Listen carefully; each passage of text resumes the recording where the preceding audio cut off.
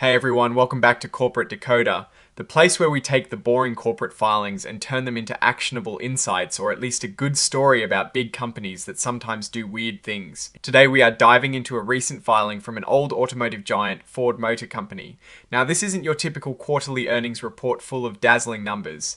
Instead, it is a bit of a regulatory housekeeping document, but even these can tell us a lot about what is going on behind the scenes. Stick around. Because even though it is not about sales figures, it reveals some important shifts in how this car maker plans to run its business and manage its people. So, what we have here is a Form 8K filing. Think of this as a company's way of telling the public about any major event that shareholders would find important, and it needs to be reported quickly. Ford filed this on the 11th of December 2025, and it is about some key decisions their board of directors made. For those who don't know, Ford Motor Company is an iconic American automaker known for its cars, trucks, and SUVs for over a century.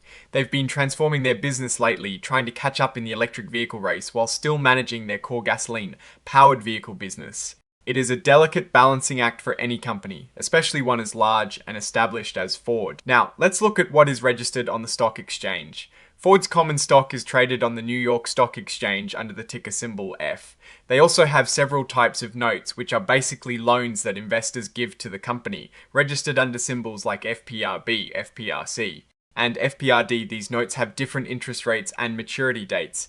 It is a good sign that they have diversified ways to raise capital, but also points to their significant borrowing needs. This filing covers a couple of important items. The first one, item 5.02, is about changes related to directors and officers, like people joining or leaving the company, or new roles being created.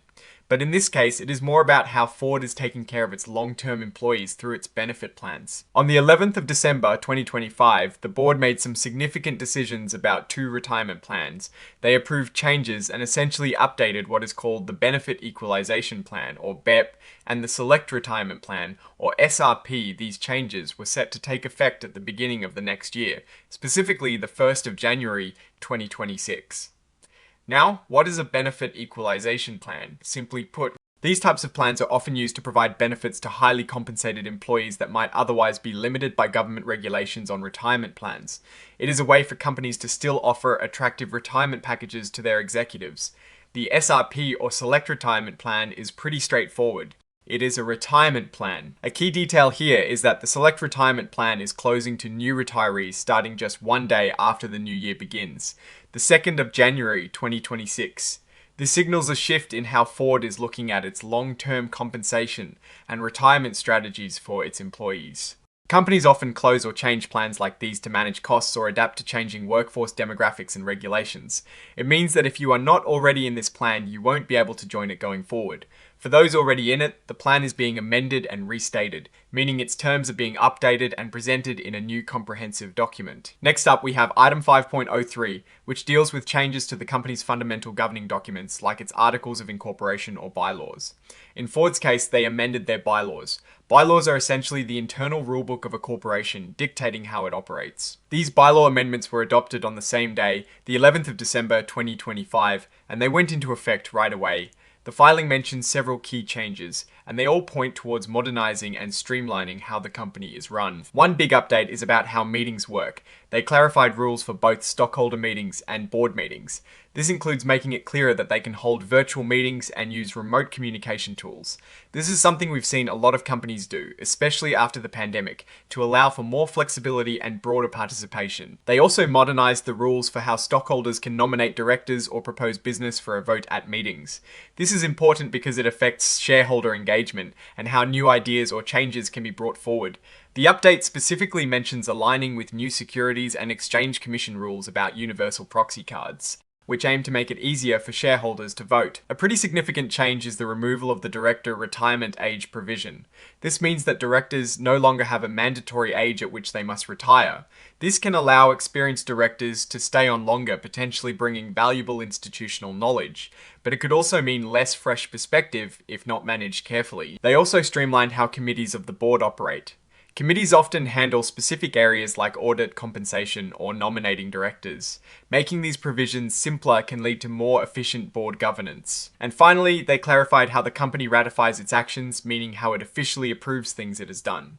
This is to make sure they are in line with the latest legal interpretations from Delaware, where many large companies are incorporated and where corporate law is often shaped. The filing mentions other administrative and technical revisions too, all aimed at keeping the company's internal rules up to date. The last item, item 9.01, is where they list all the exhibits that are part of this filing.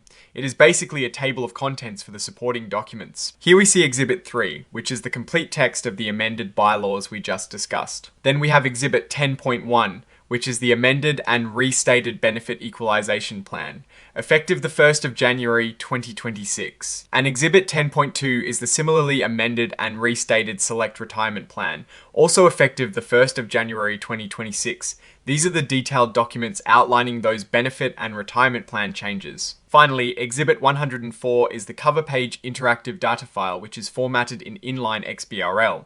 This is for electronic filing and makes the data machine readable for analysis by investors and regulators. And here is the signature showing Ford Motor Company filing this report, signed by Blair F. Petrillo, Assistant Secretary, on the 12th of December 2025. So what is the big story here? Ford is making moves to modernize its governance and manage its employee benefits. The closure of the select retirement plan to new retirees is a clear indicator that the company is rethinking its long-term compensation and retirement strategy, likely to control costs and adapt to an evolving workforce.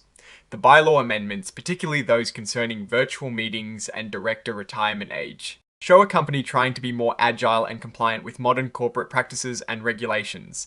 It is about efficiency and adapting to the new normal of how businesses are run and how people interact. While there are no direct financial numbers in this particular filing, these changes lay the groundwork for future operational and financial decisions. They suggest a focus on streamlining processes and perhaps managing a more flexible workforce going forward. In my opinion, Ford is doing what it needs to do to stay competitive and modern. Removing the director retirement age could be a smart move to keep experienced leadership, or it could be a way to delay needed fresh perspectives. Only time will tell. The retirement plan changes are quite common as companies adjust their benefit structures. These are not flashy announcements, but for the employees and the board of directors, they are significant. It shows proactive management, but the ultimate impact will depend on how these changes play out in terms of employee morale, retention, and the company's overall financial health in the coming years, especially as they navigate the challenging transition to electric vehicles. Alright, that is our breakdown of Ford's latest filing.